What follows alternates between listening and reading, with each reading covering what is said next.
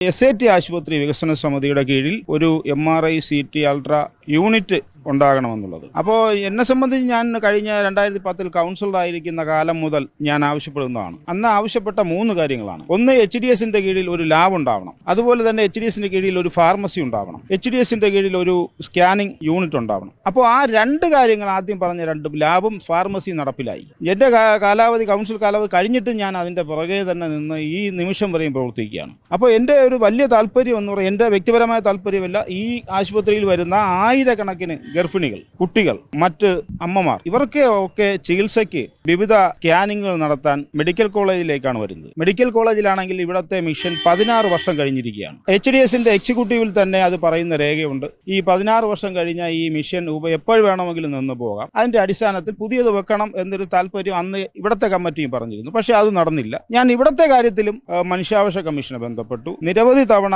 കേസുമായി മുന്നോട്ട് പോയി അവസാനം മനുഷ്യാവകാശ കമ്മീഷനിലെ പ്രിൻസിപ്പൽ നൽകിയ ഉറപ്പ് 32 കോടി രൂപയ്ക്ക് കിഫ്ബി ഫണ്ടിൽ നിന്നും മെഡിക്കൽ കോളേജിൽ MRI CT അൾട്രാ യൂണിറ്റ് പുതിയ സ്ഥാപിക്കുന്നു. അത് അതിന്റെ അവസാന ഘട്ടത്തിൽ നടക്കുകയാണ്. പക്ഷെ നടക്കാതെ പോയത് SATയിലാണ്. SAT ആശുപത്രി സൂപ്പറിനോട് ഈ വിവരങ്ങൾ പല പ്രാവശ്യം ഞാൻ നേരിട്ടും ഫോണിലും ഒക്കെ സംസാരിച്ചു. അപ്പോൾ ഇത് അവിടെ വരണ്ട എന്നൊരു താല്പര്യമാണ് സൂപ്പറിന്റെ ഭാഗത്തു നിന്ന് എനിക്ക് മനസ്സിലായത്. അങ്ങനെ മനസ്സിലായതിന്റെ അടിസ്ഥാനത്തിലാണ് ബഹുമാനപ്പെട്ട ബാലാവകാശ കമ്മീഷനെ ഹർജി കൊടുക്കുകയും ആ കേസ് നിരന്തരം നടത്തിക്കൊണ്ടുവരിക. അതിന്റെ അവസാനമായിട്ട് ഇത് ഉടൻ തന്നെ ഇവിടെ MRI CT യൂണിറ്റ് സ്ഥാപിക്കണമെന്നും 2 മാസത്തിനുള്ളിൽ ഇതിന്റെ റിപ്പോർട്ട് നൽകണമെന്നും കമ്മീഷൻ ആവശ്യപ്പെട്ടു.